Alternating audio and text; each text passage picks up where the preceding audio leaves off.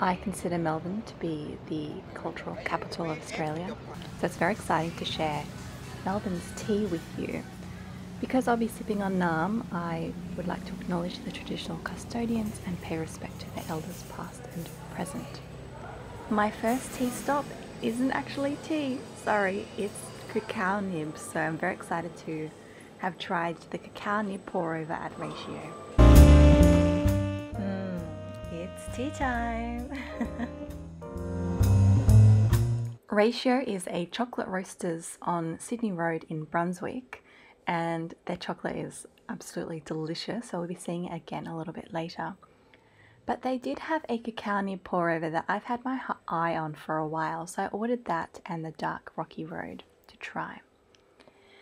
It was surprisingly light but refreshing. The cacao nibs were from a Vanuatu based bean, so it was a bit like honeycomb like, and it actually went really well with something chocolatey because you're getting all the fats from the chocolate in the Rocky Road, but then you're getting like all the aromats in the tea. And inside the Rocky Road was Turkish Delight, marshmallows, pistachio, rose petals on top, as you can probably see. And it was actually just really easy to eat. It didn't feel too heavy in my stomach. It didn't feel too heavy in my mouth. It was really great quality chocolate. And it's really hard to describe the cacao pour over. If you like single origin beans for coffee or chocolate, then it would be a little bit easier to understand. Having a single origin cacao nib pour over, it just doesn't taste like classic chocolate. It doesn't taste like supermarket chocolate at all, and I think that's a really great experience for everyone to have.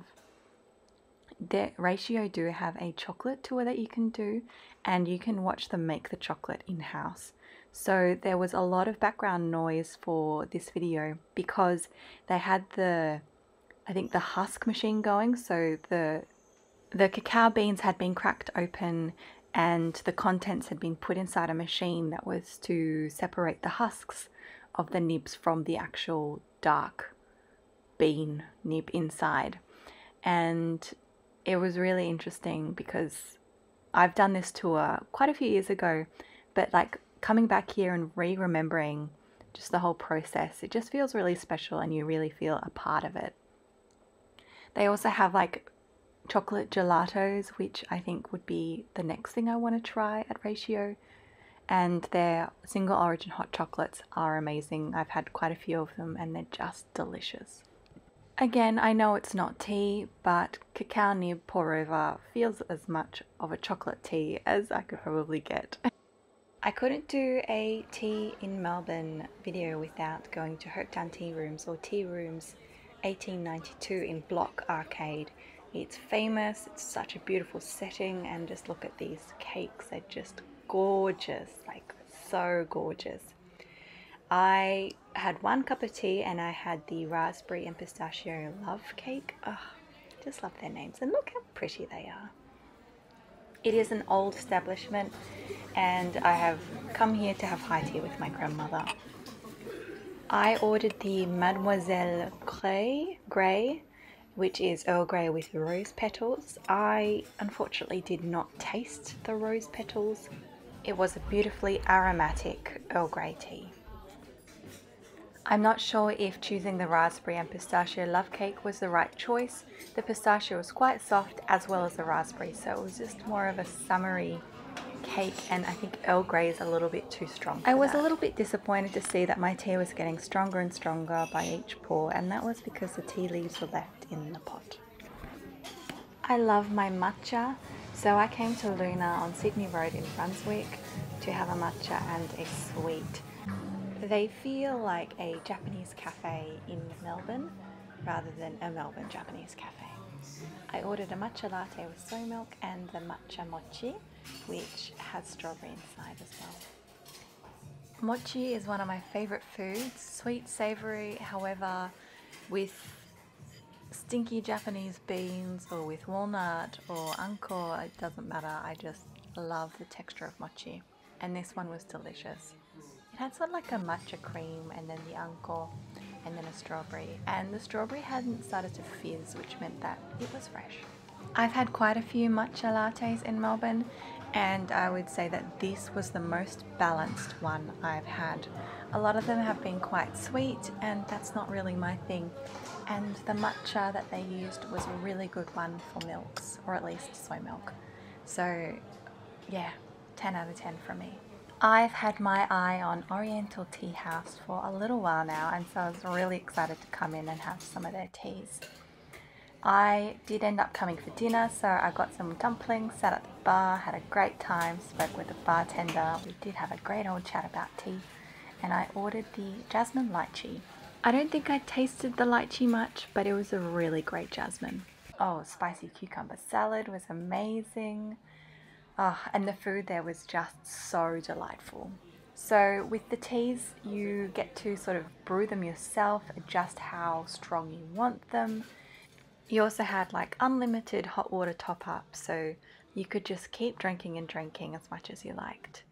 There were so many teas on the menu and I just had no idea what to choose, but in the end I got this one, Calm and Concentration, with all the dates and the gojis and the chrysanthemums, and it tasted a little bit medicinal as well, like Chinese medicinal, and it was quite delicious.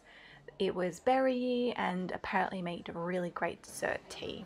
I know I will be back to try more of their teas here. My final destination for this video was Neruda's cafe in Brunswick again. This is a South American cafe, and it was so funny. As I was walking there, I saw that there was an Oriental Tea House mini sort of kiosk thing, which I didn't know was there, but I just laughed at the coincidence of that one.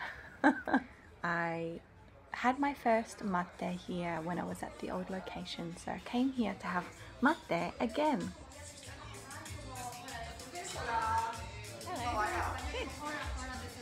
Just here for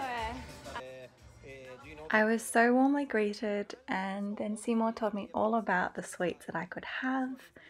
Everything has dulce de leche in it, and there's like sponge cakes and biscuits and like protein balls and swirly cakes and then a quince paste pie, and yeah, and then like meringue covered cakes, and it just looked really decadent and delicious. I did tell him that I wanted to have a mate and asked for a recommendation. I did also tell him that I had my eyes on the 1,000-layer cake. So he said that that was a good choice, and that's what we ended up getting. I got the suave mate, which means soft mate, and basically you get the herbs in a cup like this, and you're meant to pour hot water just near the straw, otherwise it brews too strong, and you just keep sipping, sipping, topping up the hot water, sipping, sipping, try not to move the straw too much, and you get to sort of go on this different journey of flavors and bitterness as well. Like, it's all up to you, and I just love that sort of tea experience. What does mate taste like? It sort of tastes like green tea with a mixture of other herbs as well. The cafe has a great energy, the artwork is beautiful, and he showed me all these different types of mate that I could try next time, or even buy to drink at home. So I'm very excited to try them all. We've come to the end of my Melbourne tea adventure, and I'm so happy you came along with me. Next week I'll be sharing Melbourne produce and tea pairing, which I'm very excited about.